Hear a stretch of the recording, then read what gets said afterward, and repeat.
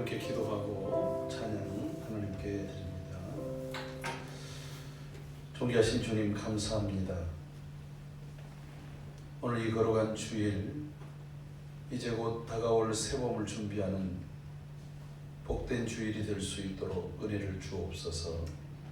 우리의 심령 속에 하나님의 은혜의 담비를 주시고, 또한 하나님 기뻐하시는 선한 열매를 맺을 수 있도록 우리의 심령의 밭을 기경할 수 있는 복된 시간이 되게 하옵소서. 주님을 사모하며 또 주의 은혜를 찬송하는 이 시간을 축복해 주시고, 또 주의 전을 향하여 나오는 모든 성도들의 발걸음을 안전하게 붙잡아 주옵소서. 존귀하신 예수님의 이름으로 기도하옵나이다. 아멘. 주 안에 있는 나에게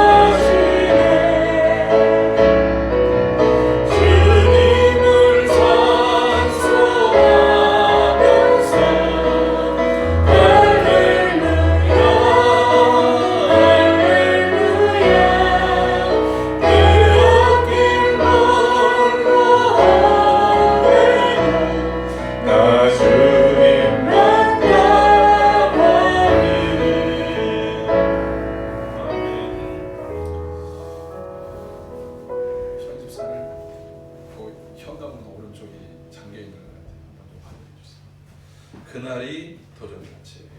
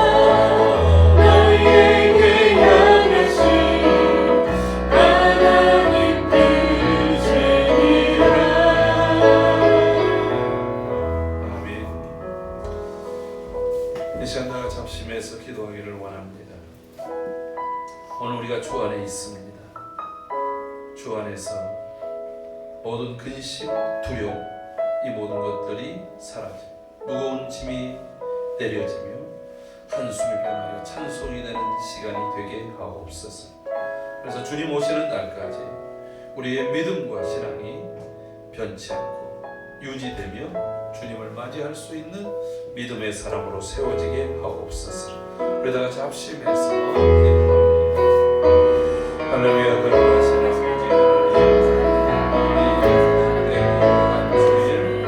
주님 앞에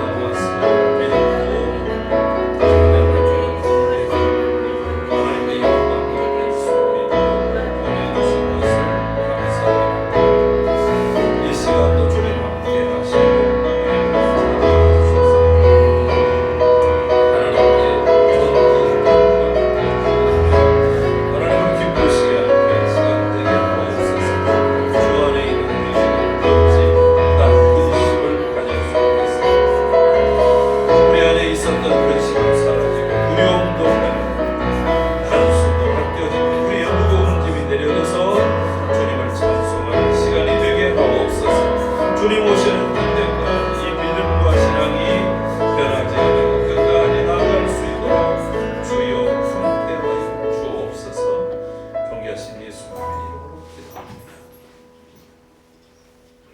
다 같이 묵상으로 주님 앞에 나아갑니다. 묵상 기도 드리겠습니다.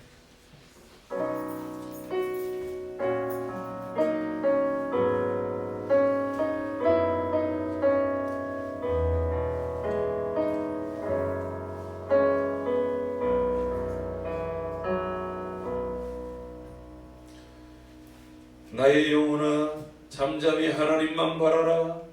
물은 나의 소망이 그로부터 나오는도다. 오직 그만이 나의 반석이시요 나의 구원이시요 나의 요새이시니 내가 흔들리지 아니하리로다.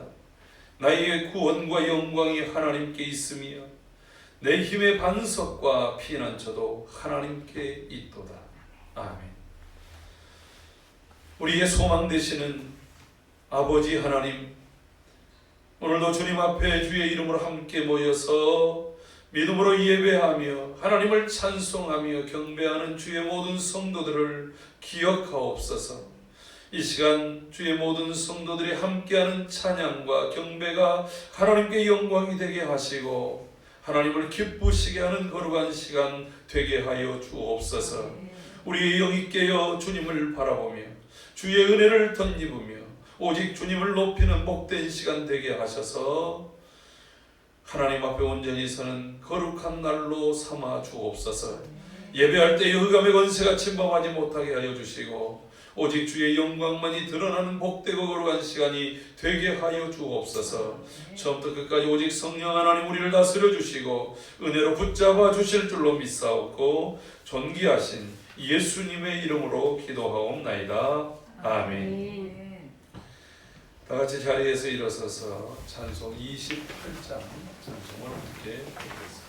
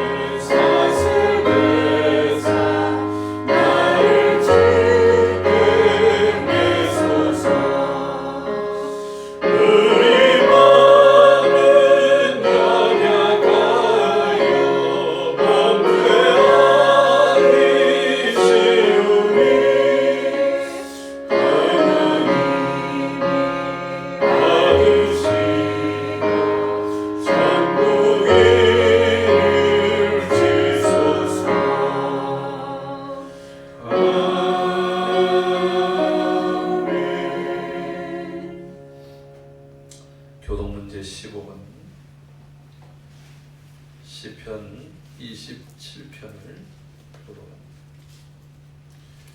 교독문제 15번 시편 27편입니다.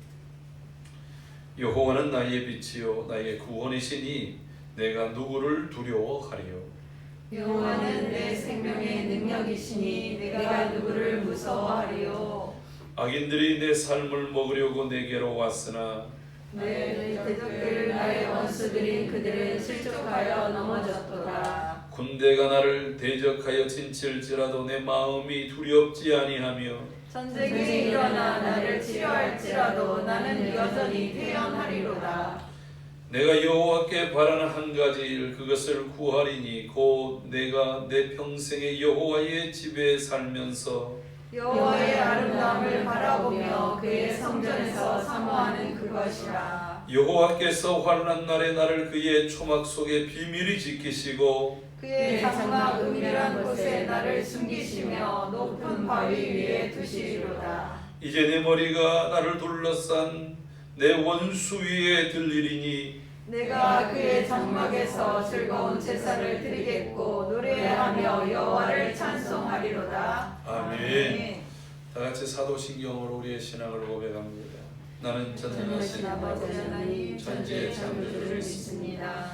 나는 그의 유일하신 아들 우리 주 예수 그리스도를 믿습니다.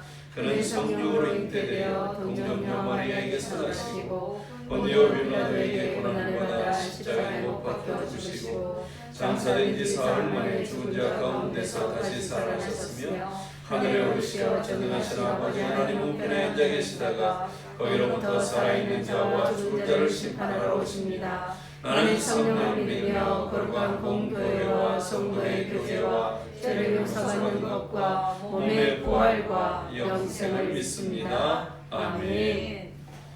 같이 자리에 앉으셔서 357장 찬송을 드립니다. 이 찬송 드린 다음 현경봉 집사님 예배를 위해서 기도합니다.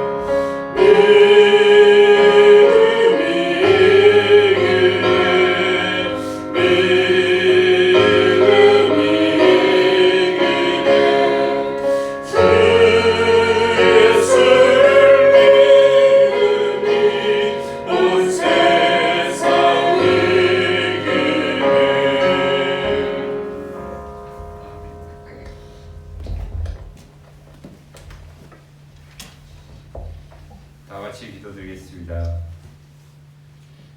주님, 감사합니다. 코로나19 팬데믹 상황 속에서도 이렇게 주님 전에 나와 예배드릴 수 있게 해주심을 감사드립니다. 하지만 코로나19로 인해 여전히 여러 상황으로 인해 예배당에 나오지 못해 온라인 예배를 드리는 성도들에게도 주님이 함께하여 축복해 주시옵소서. 주님, 우리 성도들이 항상 생활 속에서도 주님께 기도하는 것이 주님의 은총 속에 행복한 삶을 살아가는 원동력임을 주님께서 일깨워 주시옵소서. 주님, 코로나19로 인해 온 나라 국민들이 자유롭지 못한 생활로 스트레스가 점점 쌓여져 가고 있습니다. 이 상황 속에서도 자신보다 어려운 일을 되돌아볼 수 있는 마음의 여유를 갖게 하여 주셔서 지금의 자신의 어려움을 조금이라도 극복할 수 있도록 해주시고 그 마음의 여유 속에서 어려운 일을 도와주는 상생의 생활 패턴으로 삶을 살아갈 수 있게 하여 주시옵소서. 주님, 이제 추운 겨울이 지나고 따뜻한 봄날이 오고 있습니다. 이 기온의 변화 속에서도 우리나라도 코로나19 백신 접종을 시작하려 하고 있습니다. 온 국민이 백신 접종에 거부감을 갖지 않도록 정부 관리들이 조금 더 적극적인 홍보로 인해 백신 접종만이 코로나19 팬데믹 상황의 탈출구라는 인식이 퍼져 온 국민이 백신 접종을 맞아 자유로운 일상생활로 데려갈 수 있도록 주님께서 인도하여 주시옵소서. 주님, 강단에 계신 우리 목사님을 기억하여 주시옵소서. 항상 건강 챙겨주시고 언제나 주님의 사랑과 심령 속에 설교 말씀을 할 수 있도록 보살펴 주시옵소서.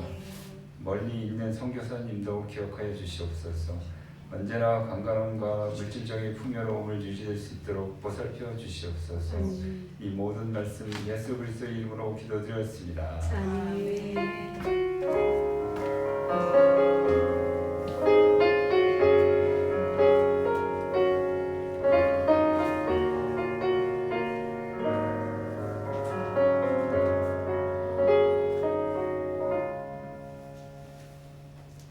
하나님의 말씀은 누가복음 18장 6절에서 8절입니다.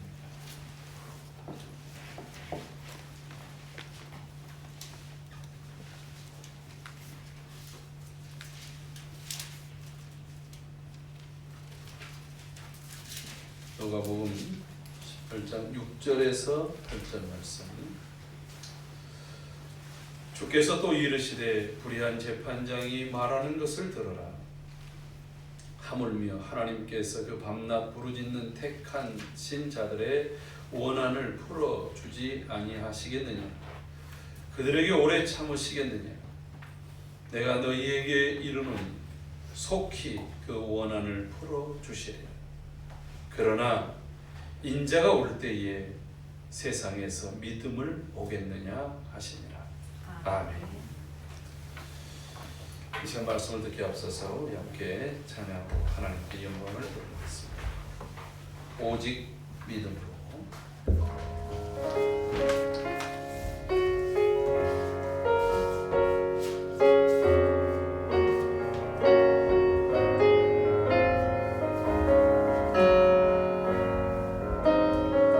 세상은 들리고 사람들은 변하여도 나는 주를 섬기리.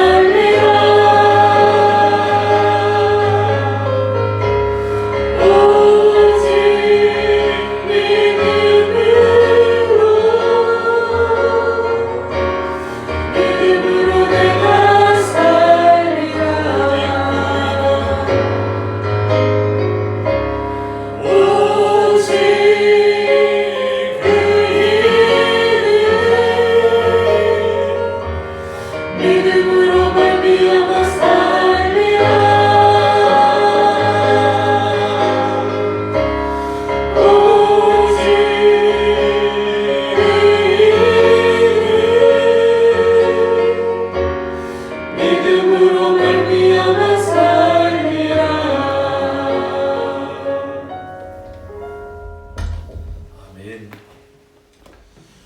오늘 봉독해드린 말씀을 중심으로 세상에서 믿음을 보겠느냐, 세상에서 믿음을 보겠느냐 하는 제목으로 함께 말씀을 나누려고 합니다.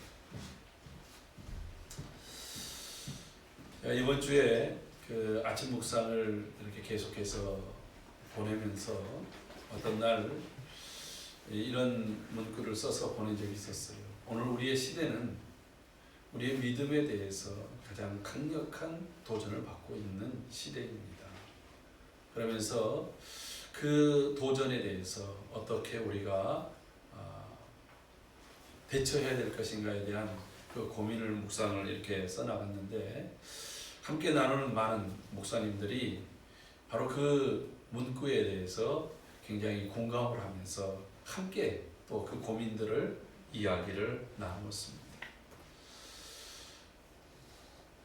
다른 여러 외부적인 것들 때문에 우리의 시대를 말세라고 말하지만 않습니다. 말세에 대한 징조가 성경에 나와 있지 않습니까? 곳곳에서 지진과 기근과 또 여러 자연재해들, 해일, 지금 더웠던 곳이 막 그냥 폭설이 내리고, 그리고 또 추웠던 곳이 막 온도가 상승하고, 그래서 해수면이 막 급상승해서 땅이었던 곳이 육지가 바다로 또 그냥 물의 도시로 바뀌어져 버린 곳들이 적지 않게 많이 있습니다. 이런 자연적 현상을 보면서 주님이 말씀하셨던 그 마지막 때의 징조가 아닌가, 이렇게 생각들을 하기도 합니다. 예전에도 물론 그런 자연적 재해들이 있었죠. 그런데 지금은 그 자연적인 재해들의 규모도 과거와는 비교할 수 없을 정도로 커지고, 그 주기가 굉장히 점점 짧아지고 있다라고 하는 것이죠. 전염병들도 마찬가지입니다. 뿐만 아니라 마태복음 24장에서 나와 있는 것처럼 말세의 징조 중에 큰 것이 곳곳에서 각 나라, 또 우리나라 특별히 말할 것도 없이 많은 이단들이 더 기승을 하고 더 적극적으로 활동하는 시기가 바로 마지막 시대의 특징이라고 하는 것이죠. 그런 이런 징조들 때문에 마지막 시대라고만 말하지 않는다는 것이죠. 마지막 시대에 정말로 우리로 하여금 더 안타깝게 하는 것은 무엇이냐면, 수많은 사람들, 디모데후서 3장 1절부터 보면 마지막 때를 고통하는 때라고 얘기합니다. 그때의 사람들이 특징이 무엇이냐면 우리의 믿음과 신앙이 변질되어진다는 것이죠. 아까 우리가 찬양했지 않습니까? 세상이 흔들리고 사람들이 변합니다. 믿음이 흔들리고 사람들이 주를 떠나는 시대가 바로 마지막 시대의 특징입니다. 히브리서 12장 26절에도 이렇게 말씀합니다. 그때에는 그 소리가 땅을 진동하겠거니와 이제는 약속하여 이르시되 내가 또 한 번 땅만 아니라 하늘도 진동하리라 하였다. 한마디로 얘기하면 경천동지할 만한 일들이 곳곳에서 일어나는 것이 마지막 시대의 특징이라고 하는 것입니다. 그래서 이 마지막 때가 되면 사람들이 두려움, 불안, 갖가지의 이러한 심리들 때문에 자기의 두려움을 스스로 해결해 보기 위해서, 자기의 불안을 스스로 안정감을 가져보기 위해서 스스로 뭔가를 찾는다라고 하는 거예요. 마치 예레미야서 2장 14절에 이 백성이 나에게서 두 가지 악을 행하였나니 하나는 생수에 근원되는 나를 떠난 것과 또 다른 하나는 그들이 웅덩이를 파되 터진 웅덩이, 물을 담을 수도 없고 그 물을 마실 수도 없는 그런 터진 웅덩이를 판 것이라고 선지자 예레미야가 지적한 것처럼 그런 시대가 되어져 버렸다라고 하는 것입니다. 디모데전서 2장 19절과 20절에 보면 이런 말씀이 있습니다. 믿음과 착한 양심을 가지라. 어떤 이들은 이 양심을 버렸고 그 믿음에 관하여는 파선하였느니라. 디모데전서 4장 19절에서 사도 바울이 디모데에게 경고하고 권면한 얘기입니다. 마지막 때 사람들이 믿음이 파선했다는 것, 믿음과 양심을 버렸다라고 하는 것입니다. 그 중에 대표적인 사람이 호메네오라는 사람을 이야기합니다. 아마도 자세한 얘기는 나오지 않지만 평소에 교회 안에서 그는 믿음이 있는 것처럼, 신앙이 좋은 것처럼 사람들에게 이야기했을 것입니다. 행동했을 것입니다. 그런데 교회에 시련이 오고 어려움이 왔을 때 그는 늘 본인이 얘기했던 것을 버립니다. 오늘 우리 시대의 많은 정치 지도자들, 많은 또 각계 지도자들이 지탄을 받는 이유가 무엇입니까? 말의 실수, 또 여러 행동의 잘못된 것보다 더 큰 지탄은 과거에 자신이 말했던 것과 현재는 전혀 정반대로 행동을 하고 있으면서도 그것을 인정하지 않아요. 그러니까 내가 힘이 있기 전에는 바른 말을 했습니다. 옳은 것을 제시했습니다. 그런데 내게 힘이 생겼을 때는 나 역시도 내가 비판하던 사람들과 똑같은 길을 걸으면서 아닌 것처럼 한다는 것이지요. 믿음의 사람들이 마찬가지. 평소에 믿음에서, 성경에서 말하는 믿음에 대해서 얘기합니다.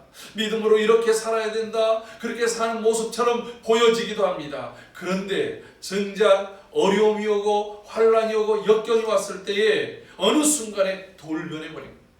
자신의 이해 충돌, 자신의 이익과 반하는 일이 생겼을 때는 믿음을 따르고 진리를 따르기보다는 이익을 쫓아가는 그러한 사람들이 너무나도 많다라고 하는 것입니다.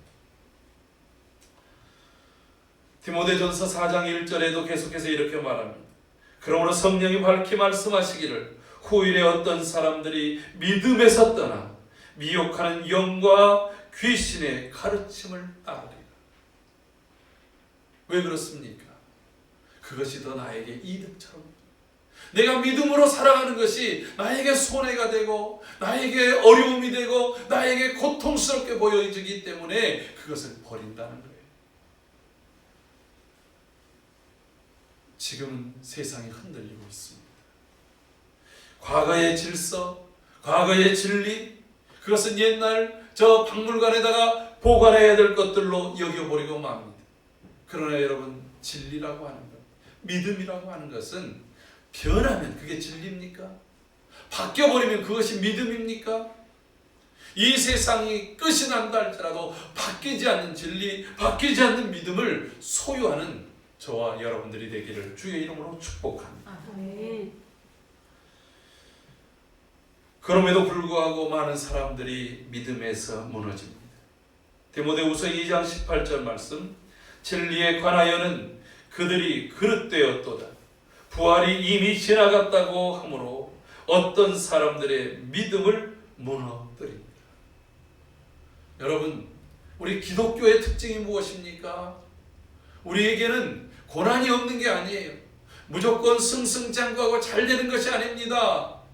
하나님의 은혜로 보호도 받고 잘 될 때도 있습니다. 그러나 우리의 인생에는 고난도 있고 역경도 있고 엄청난 환란도 있을 수 있지만, 그럼에도 불구하고 우리가 변하지 않는 것은 우리에게는 예수 그리스도의 부활의 능력이 있기 때문에 그렇습니다. 아멘. 모든 죄의 권세, 율법과 죄의 권세, 사망의 권세를 깨뜨리시고 이기신 예수 그리스도의 승리의 부활이 우리에게 있다라고 하는 거예요. 이 부활의 신앙 때문에 때로는 우리의 삶 가운데 어떠한 역경과 고난이 온다 할지라도 굴하지 않고 소망을 가지고 인내하고 이 믿음을 가지고 살아가는 그러한 삶이 되어지는 이유가 바로 이 부활의 역사적 사실 때문에 그런 거예요. 그런데 내 눈앞에 환란이 오고 내 눈앞에 고난이 오니까 많은 사람들이 이 부활에 대해서, 이미 부활은 지나갔다, 부활은 신하다 이렇게 말합니다. 부활은 제자들의 착각이었다고 말합니다. 부활은 사람들이 만들어낸 또 하나는 허구라고 말합니다. 여러분, 주님이 일으키신, 하나님께서 일으키신 예수 그리스도의 이 부활, 고린도전서 15장에서 그래서 목숨을 걸고 부활을 증언하는 사람들의 그 이야기는 그 무엇으로도 바꿀 수 없는 그러한 진리라고 하는 것을 우리는 믿습니다. 우리가 평상시 좋을 때 말로서의 믿음은 믿음이 아니라는 거예요. 어떤 삶에도 끝까지 변치 않고, 우리 지난주에 믿음이라는 것이 무엇이라고 얘기했습니까? 믿음은 우리의 믿음의 대상이신 하나님, 우리 주 예수 그리스도에 대한 첫째가 신뢰라고 했어요. 신뢰. 하나님의 말씀, 하나님의 존재에 대한 신뢰, 믿습니다. 신뢰입니다. 나는 주님을 의지합니다. 내 모든 삶을 그래서 주님께 맡깁니다. 뿐만 아니라 나는 그 믿음에 대해서 결코 변치 않습니다. 바뀌어지지 않습니다. 이것을 굳게 붙잡는 것을 우리는 믿음이라고 했습니다. 그런데 상황 따라서, 형편 따라서, 사람들의 감정과 기분에 따라서 바뀌어버리고, 그리고 또한 그것이 전혀 드러나지 않는다고 한다면 그것은 죽은 믿음이라고 야고보서 2장 17절에서 말씀합니다. 여러분, 우리의 삶 속에서 믿음이 있다라고 하는 것은 내가 믿는 대로 사는 것이에요. 오늘 우리 귀한 현 집사님이 저를 위해서 이렇게 기도했어요. 하나님께서 주신 그 은혜조차서, 하나님이 주신 신념대로, 믿음대로 살아가도록. 여러분, 이게 얼마나 귀한 일이에요. 내게 주신 그 믿음대로, 그 믿음과 내 삶이 일치가 되고, 내 믿음과 내 행동이 하나 되어지고 그것이 변치 않는다라고 한다면 그것은 정말 하나님께서 기뻐하는 믿음인 줄로 믿습니다. 그런데 문제는 오늘 주님이 이렇게 말합니다. 그러나 인자가 올 때에, 인자가 다시 이 땅에 올 때 세상에서 믿음을 보겠느니.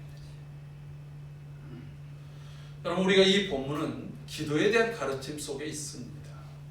억울한 일을 겪은 한 과부가 자신의 억울한 문제를 풀기 위해서 재판장을 찾아왔는데 이 재판장이 불의한 재판장.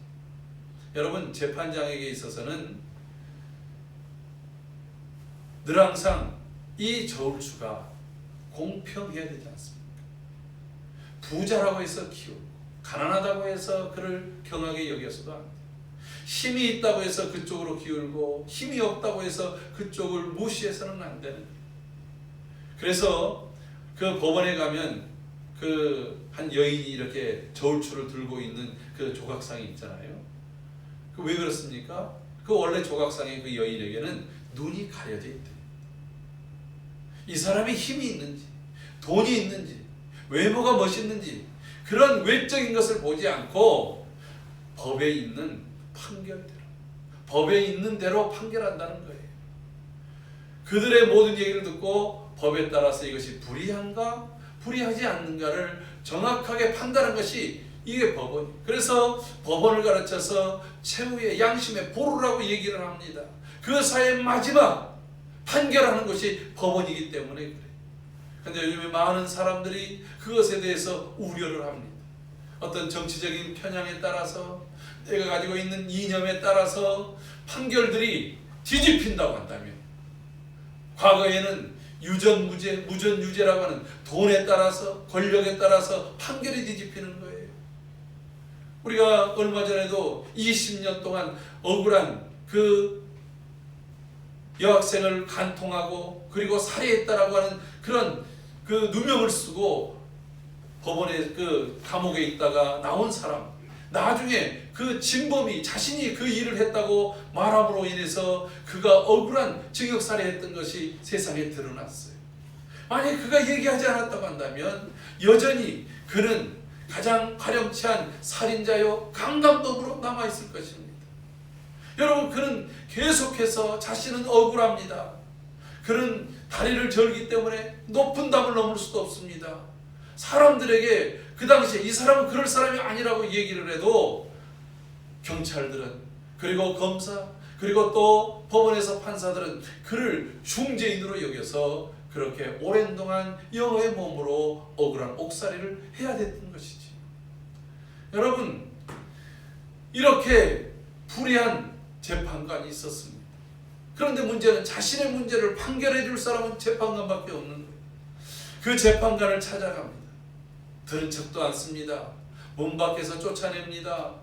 여러분, 그녀가 이 문제를 해결할 수 있는 것은 그 누구도 없습니다. 왜요? 그는 가난합니다. 과부입니다. 집안도 없습니다. 누구도 보호해 줄 사람이 없었기 때문에 그렇습니다. 그래서 그녀는 계속해서 포기하지 않고 재판관을 찾아갑니다. 아마도 밤에도 찾아가고 새벽에도 찾아가고, 아무튼 재판관이 있는 곳마다 그는 1인 시위를 했을지도 모릅니다. 문을 두드렸을지도 모릅니다. 온갖 모욕을 당하고 때로는 밀침을 당한다 할지라도 그는 포기하지 않고 얘기합니다. 여러분, 그 재판관이 뭐라고 얘기합니까? 이렇게 말합니다. 18장 4절 보면, 그가 얼마 동안 듣지 아니하다가 후에 속으로 생각하되 내가 하나님을 두려워하지 않고 사람을 무시하라. 이 사람의 평상시 하나님도 두려워하지 않아요. 여러분, 이 사람은 불신앙적인 그런 삶을 살고 있어요. 그리고 사람에 대해서는 자기의 권위, 자신의 힘만 믿고 사람을 무시하는 그런 삶을 삽니다. 근데 5절 말씀 보니까 이 과부가 나를 번거롭게 하니 내가 그 원한을 풀어주리라. 그렇지 않으면 늘 와서 나를 괴롭게 하리라 하였느니라. 여러분, 이 여인의 끈질긴 그 행위, 주님은 이것을 믿음이라고 말합니다. 이것을 기도에다가 붙이고 있습니다.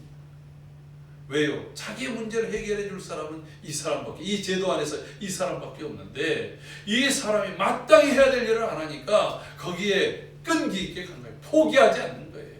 여러분, 기도는 이렇게 포기하지 않고 낙심하지 않고 끝까지 하는 것이다 하는 것을 주님이 가르쳐 준 것입니다. 근데 여러분, 이것을 얘기하면서, 그런데 불의한 재판장도 이러는데 하물며 너희 하늘 아버지께서 자녀들이 밤낮 부르짖을 때 하나님 가만히 있겠냐? 속히 들어주시라. 여러분, 하나님께 믿음으로 기도하는 거 받은 줄로 믿으라고 얘기했어요. 그리하면 하나님이 시행하신다고 말씀하셨습니다. 그렇게 말씀하신 다음에 주님이 말씀하신 것이 무엇이냐면, 그러나 인자가 올 때, 곧 마지막 때, 세상이 변하고 모든 것들이 잠잠할 때, 여러분, 마지막 때 어떤 일이 벌어집니까? 밤이 더 깊어지는 거예요. 여명의 아침이 오게 되기 전에 그 새벽이 더 어둡다는 거예요. 여러분, 우리의 영적 상황도 마찬가지 아닙니까? 우리의 상황이 하나님이 응답하시려고 하실 때, 하나님이 역사하시려고 할 때, 그때가 더 어둡고 더 춥고 더 힘이 들 수 있다는 거예요. 아무런 소리가 들리지 않아요. 우리 찬송가에도 믿음에 대한 찬송할 때 내 눈에 아무 증거 아니 보입니다. 여러분, 증거가 하나 있으면 그래도 뭔가 소망이 있고 기쁨이 생기는데 그것이 아무것도 안 보이는 거예요. 아무 소리가 들리지 않습니다. 뭔가의 작은 소리라도 있어야 그걸 붙들고 갈 텐데 그게 없는 거예요. 그럼 아무것도 진짜 없는 것입니까? 정말 아무것도 안 보인 것입니까? 이미 주님께서 약속하신 약속의 흔적이 있잖아요. 렘브란트라는 사람이 그린 여러 성화 중에서 탕자의 귀환이라고 하는 그러한 성화가 있습니다. 굉장히 유명한 그림. 여러분들 오늘 가서 한번 크게 렘브란트의 이 탕자의 귀환이라고 하는 것을 쳐서 그림을 가능하면 크게 뽑아서 한번 보세요. 아들이 머리가 거의 다 빠져가지고 대머리 같습니다. 신발은 한 짝은 없고 한 짝은 거의 다 끈이 풀려 있습니다. 온몸에 종기가 나 있고 헌대가 있습니다. 지저분합니다. 그런데 그 아들이 무릎 꿇고 아버지 앞에 있는데 아버지가 그 아들을 이렇게 껴안습니다. 냄새가 날 것입니다. 내 재산의 반절을 가지고 떠나버린 아들입니다. 재산을 다 탕진하고 아버지에게 상처를 주고 집안의 가문에 정말 불명예를 준 그런 아들입니다. 그런데 이 아들을 아버지는 정말 뜨겁게 안고 있는데 렘브란트의 그린 아버지의 눈 모습을 보면 눈이 헐어 있어요. 얼마나 이 아들을 기다리면서 애태웠는지 그 눈이 허물허물 헐어 있다는 거예요. 아버지가 껴안는 오른손과 왼손의 크기가 다르다고 합니다. 그림을 잘못 그려요. 렘브란트는 세계적인 화가 된 그림 그 크기를 잘못하겠어요. 거기에는 아버지의 뜨거운 무섭과 어머니의 섬세한 그 사랑. 아들은 아버지를 떠나서 모든 것들을 방탕해가지고 스스로 생각할 때 내가 하늘과 아버지께 죄를 보면서 이제는 더 이상 아버지를 아버지라고 부를 수 없으니 나를 집안의 하인들 중에 한 사람으로만이라도 좀 여겨주셔서 이 굶주린 배를 채울 수 있게 해주세요. 그렇게 아버지께 구하리라고 그가 찾아갔습니다.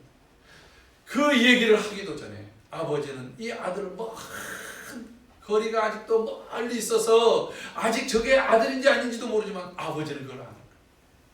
아버지는 그 아들을 향해서 달려갑니다. 그 아들이 그런 말을 하기도 전에 아버지는 아들에게 키스를 하고 그를 안습니다. 새 옷을 입힙니다. 그리고 목욕을 시키고 다시 손에다가 금반지를 끼우고 그리고 그 아들을 위해서 잔치를 베풉니다. 그런 아버지. 아들은 아버지의 부성애가 너무나도 무섭습니다. 그런데 작은 한 손은 그 어머니의 섬세함으로 그를 안고 있다고 하는 것이죠. 그 옆에 있는 형은 아주 못마땅해 다가가지도 않아요. 아주 징계하듯이 증오의 눈초리로 쳐다봅니다. 그런데 이 탕자 둘째 아들에게 한 가지, 그 외모는 거의 다 머리가 벗겨져서 아버지보다 더 늙어 보이고 초라하고 아들인지조차도 모를 정도인데 딱 한 가지 그가 가지고 있는 것을 렘브란트는 표현하고 있어요. 허리춤에 작은 칼 하나가 있는 거예요. 그 집의 아들임을 상징하는 바로 칼입니다. 다른 모든 것들은 팔아넘겼을지라도 그것만은 팔아넘기지 않는 거예요. 여러분, 바로 이것이 믿음인 것입니다. 내가 아버지의 아들입니다. 내가 아버지의 아들의 증표, 하나님이 우리에게 주신 약속의 증표, 이것을 믿는 그 믿음이, 그 약속의 증표가 이미 우리에게 주어졌다라고 하는 거예요. 하나님의 자녀, 너희가 내게 부르짖으라. 그러면 내가 응답하겠고 내가 시행하리라고 하는 거예요. 내가 너희의 아버지다. 내가 너를 보배롭고 존귀하고 너를 사랑하였노라고 하시는 그 하나님의 약속의 증표를 성도들은 가지고 살아야 된다라고 하는 것입니다. 그런데 어느 날 하나님이 말씀하지 않고요. 하나님께서 하나하나의 징조들을 보여주지 않고 있는 거예요. 어느 날 모든 것들이 그래서 사람들이 두려워서 변하는 거예요. 여러분 생각해 보세요. 구름 기둥과 불 기둥이 있고 매일 만나가 내리는 하나님의 증표가 있어도 모세가 40일 동안 시내산에 올라가 버렸을 때 보이지 않으니까, 늘 매일 자신들의 귀에다가 들려주는 그 말씀이 들리지 않으니까 사람들이 하는 일이 무엇입니까? 마음이 부패되고 마음이 변질돼서 그들이 가지고 있는 금고리들을 가지고서 우상, 금송아지를 만들지 않습니까? 불안하기 때문에, 두렵기 때문에 그렇습니다. 여러분, 코로나 이 팬데믹이 두렵지 않은 사람이 누가 있겠습니까? 제가 매주마다 이렇게 설문조사하는 게 있습니다. 근데 매주마다 월요일마다 똑같은 설문이 아니에요. 이 코로나 팬데믹에 대해서 어떻게 느껴지십니까? 매우 두려웁니다. 여러분, 매우 두려운 게 사실 아닙니까? 나는 전혀 두렵지 않습니다. 거리두기가 잠깐 줄어드니까 뉴스를 보니까 말이죠. 저 유명한 술집들 주변에 아주 아침 새벽 문 여는 시간대부터 젊은이들이 바글바글 있어요. 거리두기를 하지 않습니다. 술을 먹는데 어떻게 마스크 들었습니까? 거기서 뭐 노래하며 춤추지 말라고 그러는데 서로 그냥 부벼댑니다. 그리고 또 그 다음에는 뭐 어디 이상한 대로 2차 3차 가지고 서로들 그냥 뭐 부킹이라고 하는 것들을 합니다. 여러분, 거기에 두려움이 있습니까? 정말 걸렸을 때는 그 폐가 그냥 다 깨진 것처럼 그런 아픔과 두려움을 겪음에도 불구하고 내게 닥쳐오지 않았다고 해서 두려워하지 않아요. 그것을 무시합니다. 이런 시대를 우리가 살고 있어요. 그게 더 두려운 거예요, 사실은. 근데 여러분, 우리 앞에 놓여져 있는 이런 불안, 두려움, 갖가지 것들이 우리 앞에 엄습해 올 때에 사람들은 마음이 바뀝니다. 이게 마지막 때의 특징입니다. 내가 잘 이해가 되지 않고 내가 내 느낌에, 내 생각에, 내 삶에 그런 흔적들이 없을 때 사람들은 흔들리고 바뀝니다. 지금이 그럴 때라고 하는 거예요. 이때 바뀌어서는 안 돼요. 여러분, 주님께서 오병이어의 기적을 행할 때 사람들은 바로 그 선지자다, 우리에게 메시아가 오셨다, 그를 억지로라도 왕으로 삼으려고 했습니다. 근데 주님께서 그들에게 내가 하늘에서 온 생명의 떡이다, 내 피를 먹고 내 살을 먹는 자가 영생을 얻는다. 주님께서 그들이 기대했던 것과 다른 얘기를 하시는 거예요. 그들은 주님이 늘 항상 오병이어의 기적을 행한 것처럼 먹을 것을 주시고 이 가난에서 벗어나게 하고 주님이 강력한 그 능력으로 저 로마의 권세도 쫓아주시고 그래서 우리를 좀 평화롭고 강력한 다윗의 시대의 그런 왕으로서 이 나라를 세워주시기를 그렇게 원했어요. 그런데 주님이 말씀하신 것은 전혀 달랐습니다. 그때 사람들이 주님을 떠납니다. 요한복음 6장 16절부터 18절 말씀 보면 이런 말씀이 있습니다. 그때부터 그의 제자 중에서 많은 사람들이 떠나가고 다시 그와 함께 다니지 아니하더라. 여러분, 주님이 이 말씀이 있을 때부터 사람들이 주님을 떠나갔다. 그들이 함께 왔던 무리들이 아닙니다. 제자들 중에서 많은 사람이 떠나갔다는 제자들. 내가 주님을 죽은 데도 같이 가고 오게도 같이 가고 주님과 모든 것들을 같이 하겠다고 따르던 사람들이 제자 아닙니까? 그런 사람들이 주님을 떠나갔어요. 그때 예수님께서 묻습니다. 제자들에게 예수께서 12제자에게 이르시되 너희도 가려느냐? 여러분, 이 마지막 때 너희도 가려느냐? 너희의 마음도 바뀌어지려느냐? 시몬 베드로가 대답하되 주여, 영생의 말씀이 주께 있사오니 우리가 누구에게로 가오리까? 영생의 말씀이 주께 있사오니 우리가 누구에게로 가오리까? 다른 말로 얘기하면 우리 주님 떠나지 않습니다. 주님께만 영생이 있습니다. 여러분, 이 믿음이 베드로에게 있었더라고요. 오늘 이 마지막 때에 우리가 가져야 될 믿음의 고백이 바로 이것입니다. 여러분이 코로나 팬데믹을 이겨낼 수 있는, 이 세상의 모든 불의를 이겨낼 수 있는 비결이 무엇입니까? 성경은 이렇게 말하고 있습니다. 요한일서 5장 4절 무릇 하나님께로 난 자마다 세상을 이기느니라. 세상을 이기는 승리는 이것이니 우리의 믿음이니라. 여러분, 이 믿음, 하나님을 신뢰하는 것, 하나님만을 의지하는 것, 하나님의 말씀을 오직 하나님 말씀에다가 순종하며 변하지 않는 바로 그 믿음이 세상을 이기는 것이라고 하는 거예요.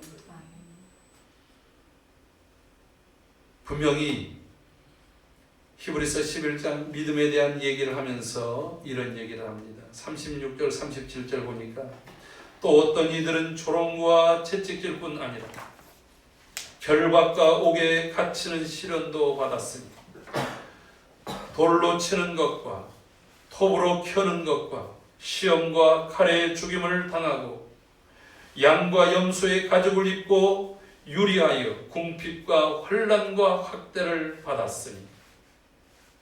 그리고 가로가 있어요. 이 가로는 좀 있다는 얘기예요. 그들이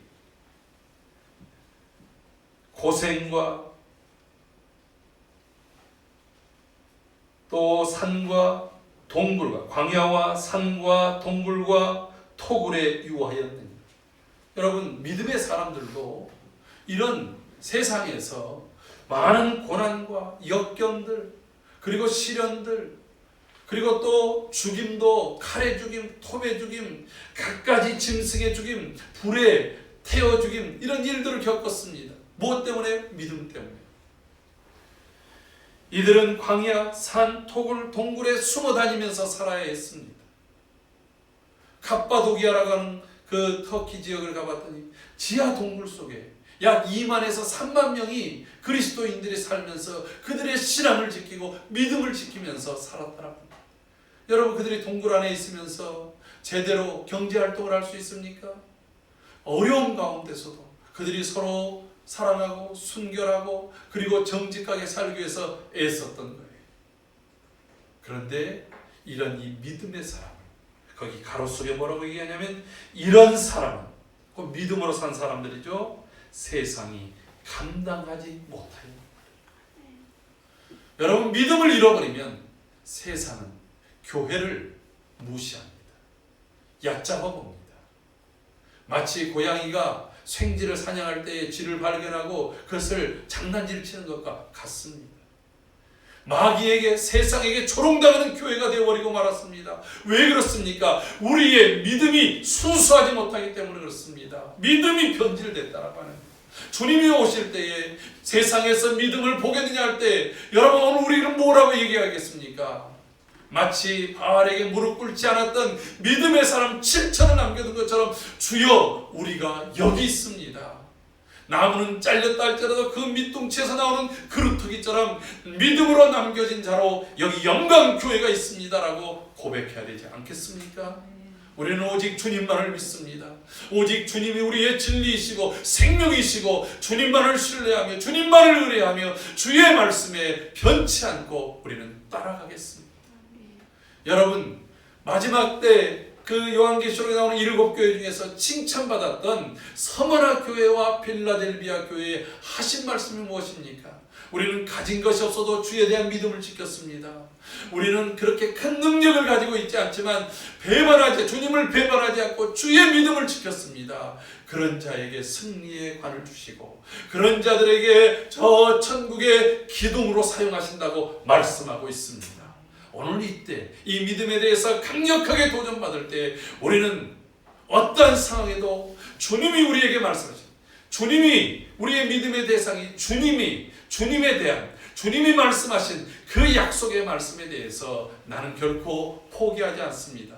주님의 말씀만을 신뢰합니다. 주님의 말씀만을 의지합니다. 주님의 말씀을 끝까지 붙들고 순종하겠습니다. 여러분, 이 결단으로 우리의 믿음을 돌아보는 귀한 한 주간이 되기를 주의 이름으로 축복합니다. 기도하겠습니다. 존귀하신 아버지 하나님,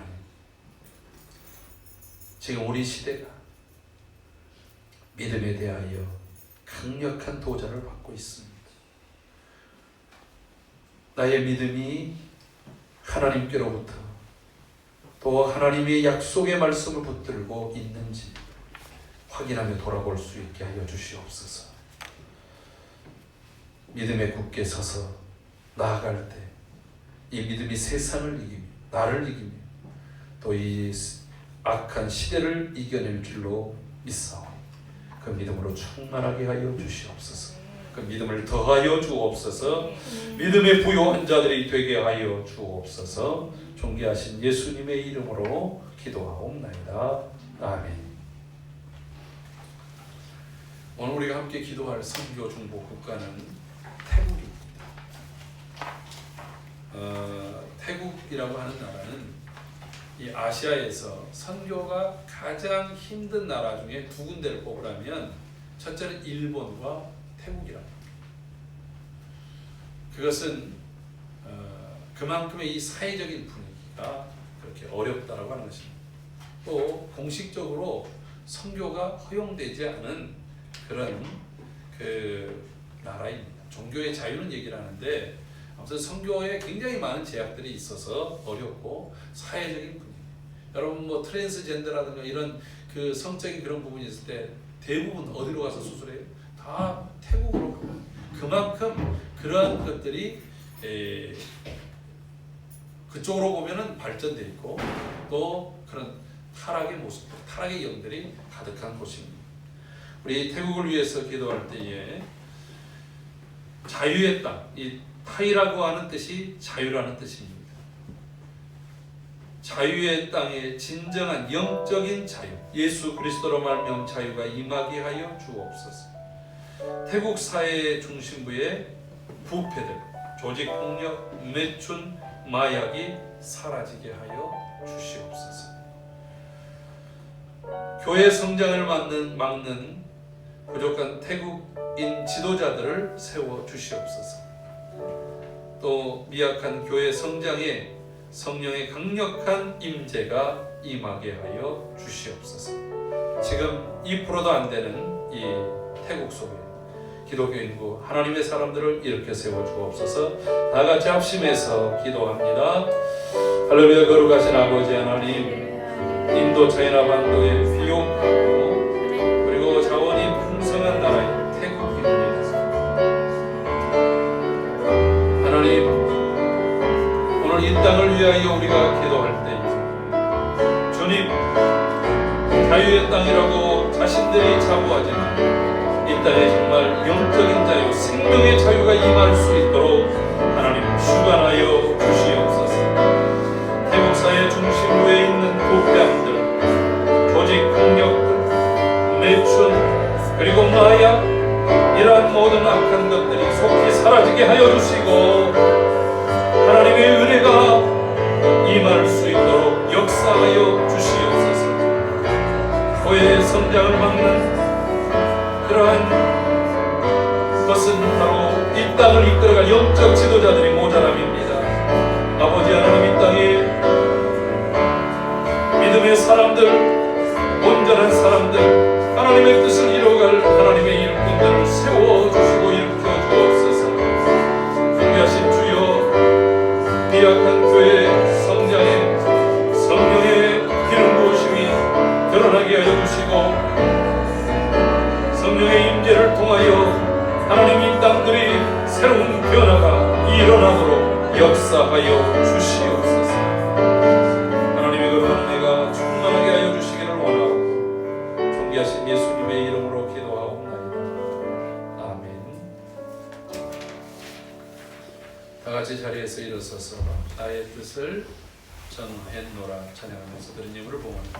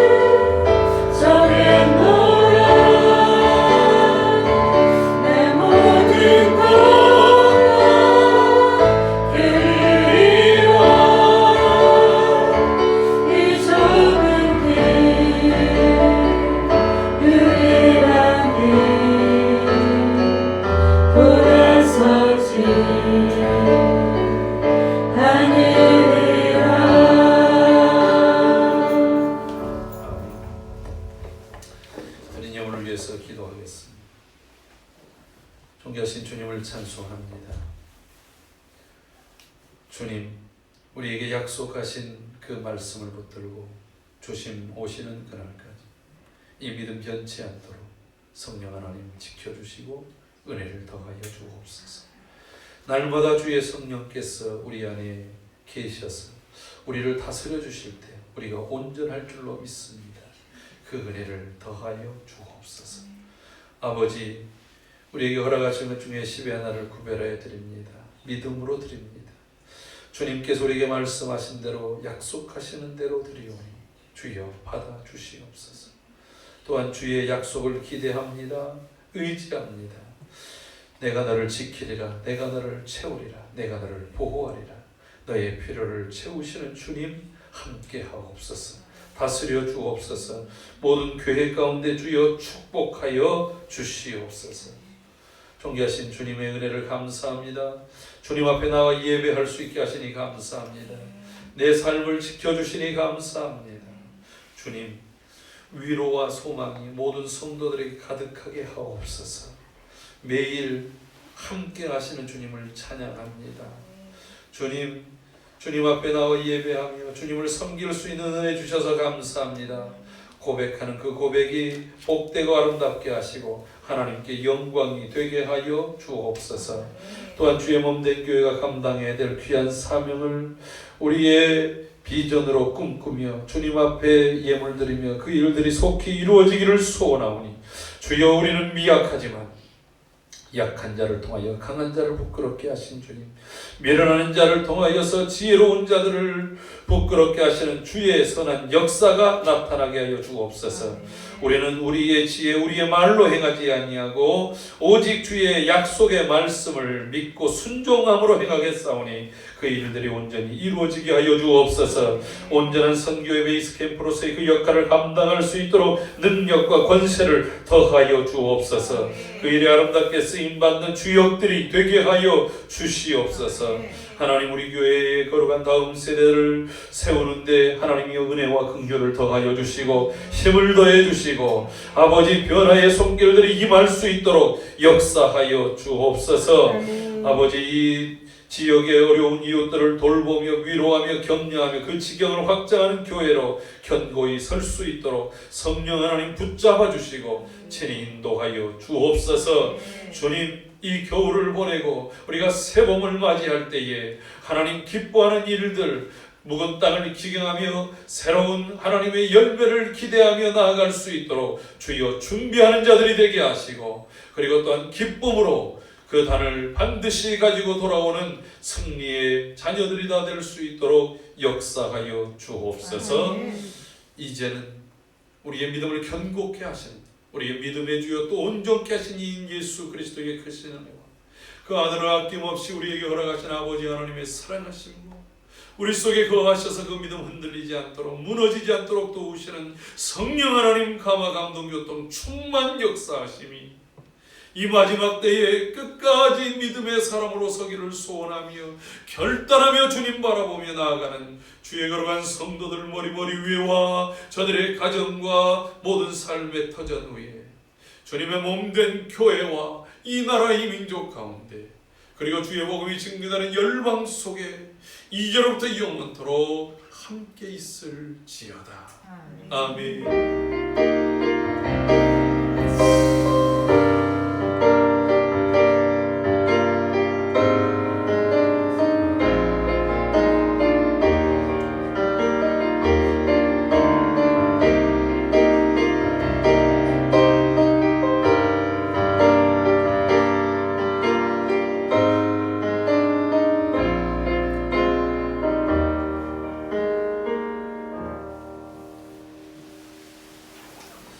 다 같이 자리에 앉으시면서 함께 인사 나눕니다. 주의 이름으로 사랑하고 축복합니다.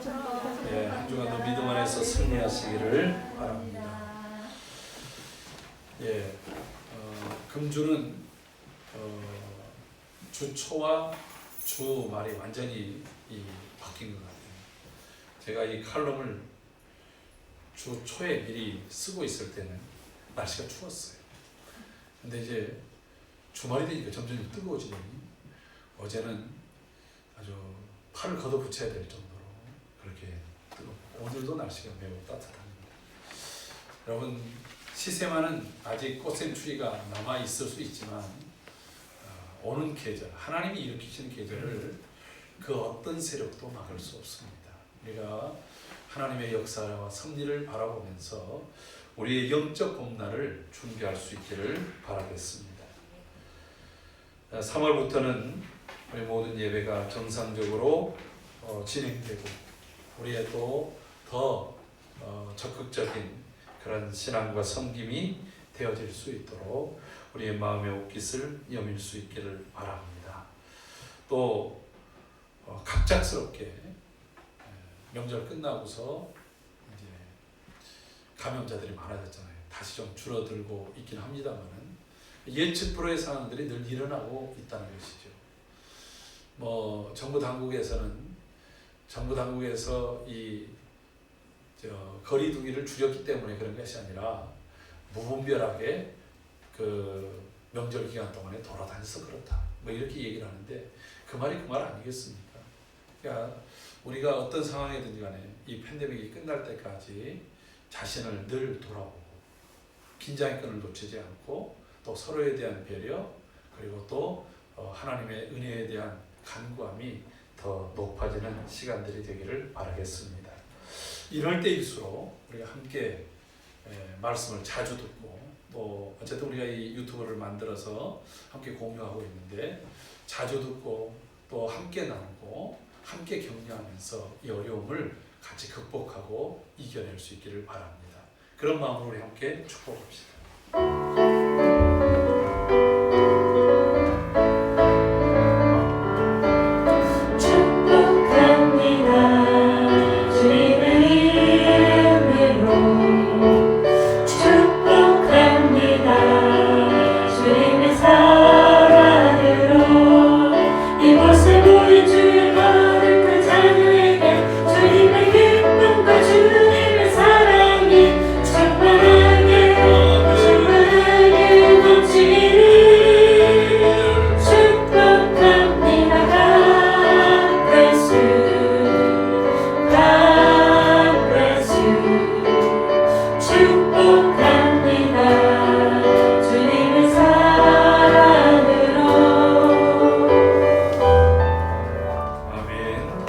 서로를 축복합니다.